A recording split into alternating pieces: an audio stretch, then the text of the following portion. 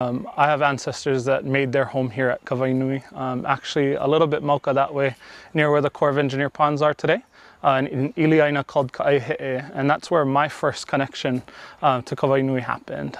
For me, I didn't recognize that until I was much older in life. I didn't know about it for years and years, and only now when I'm in my upper 20s that I kind of started to learn these things. So that's really where my connection first was made, I guess. And my kupuna said that I received these lands during the time of Kina'u. So it's been quite a long time our ancestors have been in Kailua. I grew up in Kailua, my dad grew up in Kailua, our family's always been in Kailua. So we've always kind of been here, we've always kind of been around Kawainui, we've always seen it, been aware of it. As I mature and as I learn more, that pilina or that relationship just continues to grow and it becomes more intimate. Before, when I was younger, I was just young. I didn't care. I was like, oh, whatever. It didn't really matter. And then as I got older, I started to think back on times where, you know, our uncle Ron Walker would take us and we would come over here and clean up. Or we'd be here with Doc Burrows and we'd be doing cleanups or actually fixing the paths down here when I was younger. And now that I'm out of high school, it's kind of funny that he's still around and I'm able to still talk to him and connect with him. So I would say my relationship has matured as I've gotten older and I've been able to appreciate really what a resource Kawainui is for all of Hawaii, and then especially to us as Hawaiians and our family.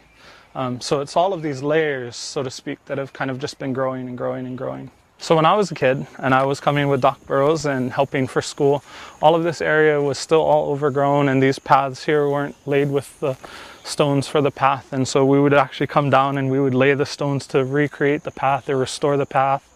And we started to take out all of these weeds and things. So I mean, with time, it'll come back to that, but this wasn't here.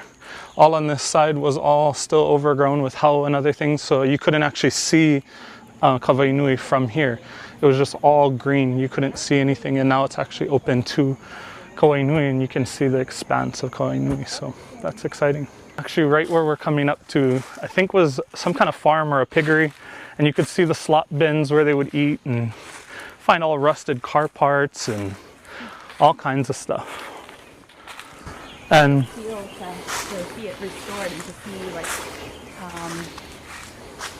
a resurrection of this place, if you will. Gives me hope. Means the work that others have put in and we've put in over the years is working. And that every day, every step we take, we get closer to our goal. My wild dream for Kawainui is to see it as a functioning fish pond again. That's my wild dream. But it hurts when I hear people call it a marsh, because it's not. The state that it's in now is a reflection of a lack of stewardship on our part, and us not taking care of Kawainui how it should be, even though we have numerous examples of Kawainui being taken care of over the years. So it's time for us, our generation, to step up to the plate and really kind of restore Kawainui so that it's a resource for everyone, that it can thrive. A lot of people in the community have talked lately about how we need to preserve the marsh. Yet if you kind of take yourself out of this very narrow time frame and realize this expansive history of Kawainui, that this is probably one of the worst times it's seen, just because it's so overgrown with non-natives and other things too. So I guess my dream is to restore it, you know, remove the non-natives, get kalo growing food to sustain us, and all of those things. So I would say hands, lots and lots of hands in the mud. I'll be honest, we've had many a community meeting and they're important. But I thought about all of the people that we've had at these community meetings over the years. And if we translated those into service hours, we'd be well on our journey. So lots and lots of muddy hands. Huli kalima ilalo.